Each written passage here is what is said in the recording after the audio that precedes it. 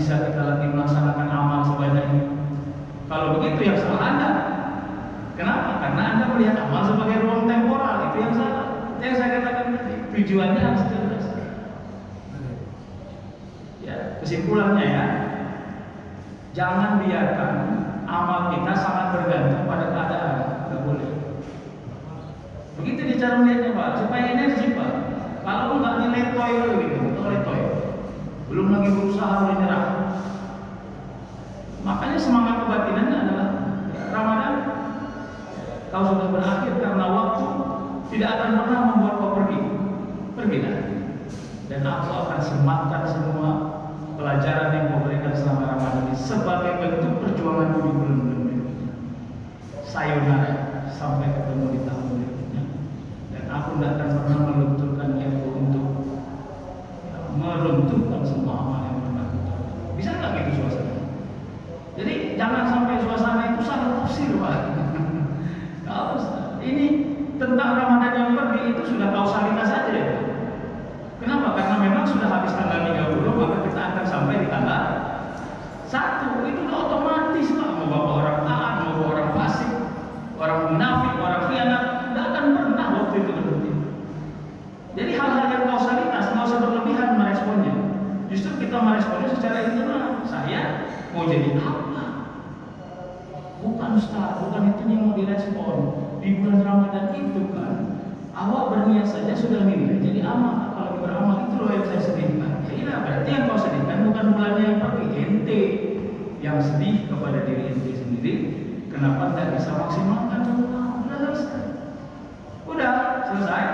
Kita masuk kepada ayat Faiza faragta fansab wa ila rabbika farghab. Saya kira itu normal saja. Kalau kita sudah selesai pada satu urusan, maka segeralah berpindah pada urusan berikutnya. Tapi ingat, tujuan dan sugestinya adalah wa ila rabbika farghab. Itu yang harus lengket.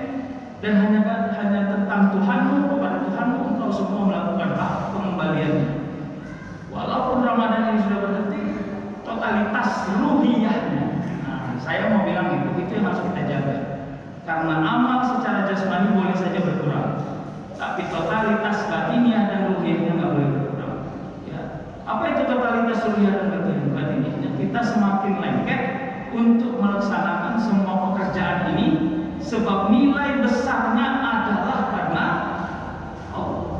Sehingga rasa capek yang muncul dari jasmani kita, capek nggak ngepel, nyapu, ngantar anak, belanja, masak, capek nggak? Oke ya, kita rumuskan rasa capek. Rasa capek yang dihadapi atau dirasakan oleh jasmani kita bukan karena jeleknya takdir Allah, tapi karena fitrah Allah masih memberikan tanggung jawab kepada kita.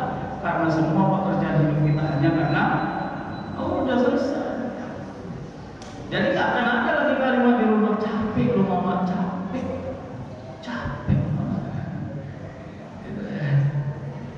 Ini, jadi tubuh ini gak boleh jadi guru Pak. Dia ini, tubuh ini hanya eselon 3, gak boleh eselon 2. Eselon 2 itu batin dan roh. Jadi yang membuat kebijakan itu gak boleh tubuh. Tubuh itu hanya bisa mengusulkan satu pekerjaan, yang memutuskan adalah ruhiyah. Ya, dibuatnya usulan, proposal kepada Pak Abdullah. Izin Pak, dari subuh tadi saya belum tidur, saya ngantuk ini, ya masuk proposal. Terus bilang, berarti kau ini model body, begitu tidur pakai bangkit, tunggu sholat zuhur dulu, baru tidur.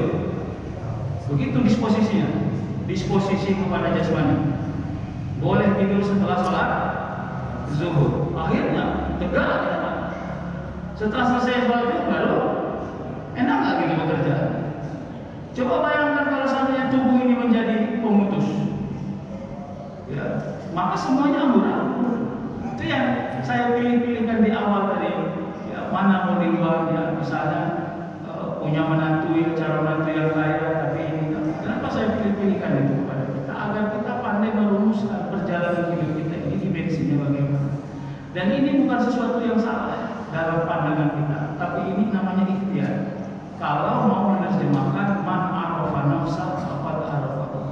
Siapa yang mengenal dirinya, maka dia mengenal Tuhan. Tuhannya ini maksudnya bukan Allah sebagai zat, karena kita tidak bisa mengakses Allah sebagai zat, tapi Allah sebagai sifat dan asma.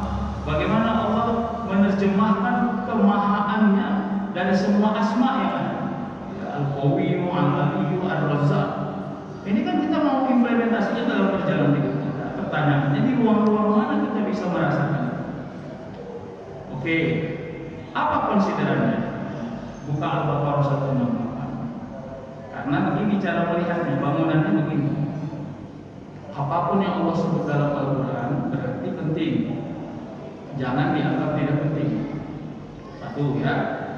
Apapun yang Allah sebut dalam Al-Quran ini nomor 2 nih. Berarti realitas. Realitas itu adalah sesuatu yang akan terjadi. Ya, berarti masa depan, sesuatu yang sedang terjadi masa kini, atau sesuatu yang telah terjadi berarti masa lalu. Yang kita nggak boleh adalah memisahkan pemahaman kita kepada Al-Quran dengan realitas. Itu nggak boleh. Akhirnya kita hanya tahu tapi kita nggak pernah mengekspresikan. Contoh, kata Allah, walal akhiratu khairu wa abqa, wal akhiratu khairu wa abqa. Akhirat itu jauh lebih kekal. Apa yang kita pahami dari ayat ini? Realitas atau tidak? Kalau model orang Medan, dia anggapnya nggak realitas. Kenapa? Kapan itu Ustaz? Belum tahu lah. Yang belum tahu nanti kita bahas. Mending kita bahas itu. Oke. Berarti keluar dia dari realitas. Kalau sudah keluar dia dari realitas, maka tingkat kepentingannya menjadi hilang di dalam diri kita. Itulah kenapa orang tidak takut kepada akhirat, karena dia keluar dari realitas. Ini masalah. Dia takut miskin tapi nggak takut masuk neraka. Begitu jadinya. Proporsi yang dia bangun, dia taat untuk mengayakan dunianya, tapi dia taat bukan takut menghindari surga. Kenapa menghindari neraka? Karena bangunannya sudah salah. Kalau gitu Ustaz, kita taat untuk akhirat, jangan satu juga. Dua-dua. Rabbana atina fid dunya hasanah wa fil akhirati hasanah wa qina adzabannar. Ditelepon seseorang nih, Bang, abang ada di rumah? Enggak ada deh, kenapa? Awak datang ke rumah abang ya? Boleh datang Pak, itu mau minta jamu. Di belakang rumah abang kan banyak jamu. Baik di belakang rumah kita banyak jamu, tuh ada 20 batang dan jamunya syukur-syukur. Datanglah diambil, diambilnya. Ya, dibawanya 5 kilo. Di WA-nya, Bang, awak ambil 5 kilo ya? Oke. Besok itu lagi, 2 hari lagi. Udah sampai 5 hari, gitu-gitu aja. Kebetulan memang awak enggak di rumah. Dia datang cuma ambil.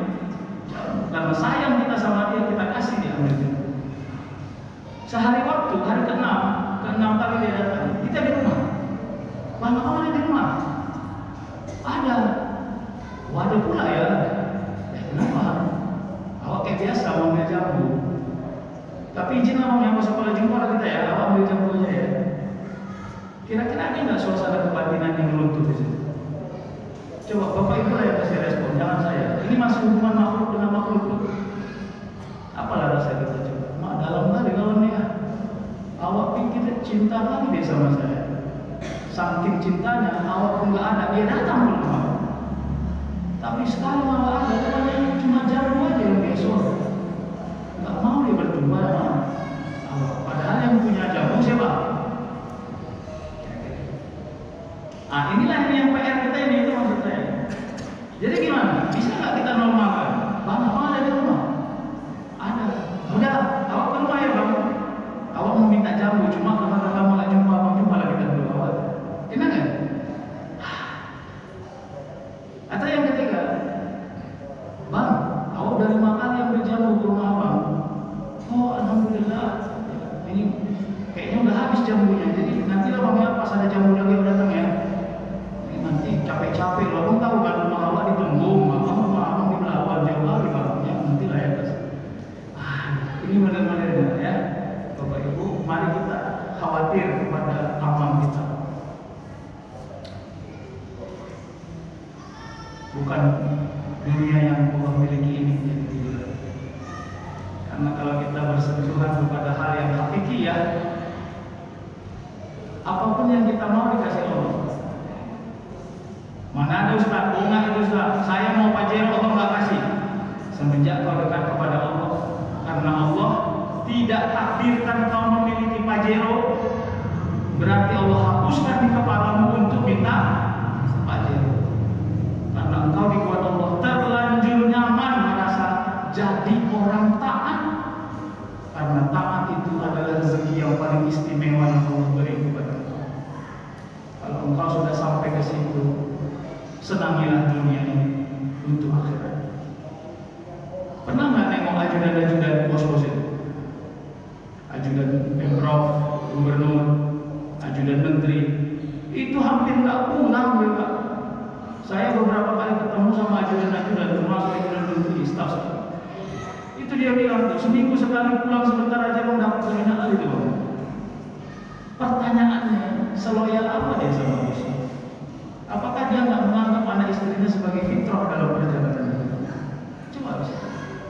Kalau ditanya duit, bapak yakin, ibu yakin banyak kali duit yang dia dapat? Paling dia dapat asomah-asomah aja. Tapi kenapa bos itu kadang-kadang memutuskan sesuatu, nanya sama ajudannya, bukan nanya sama kepala dinas atau sama dirjen? Kalau kita sudah merebut kasih sayang itu subjektif, dan subjektivitas itu membuat semuanya menjadi mungkin. Qul in kuntum tuhibbunallaha fattabi'uni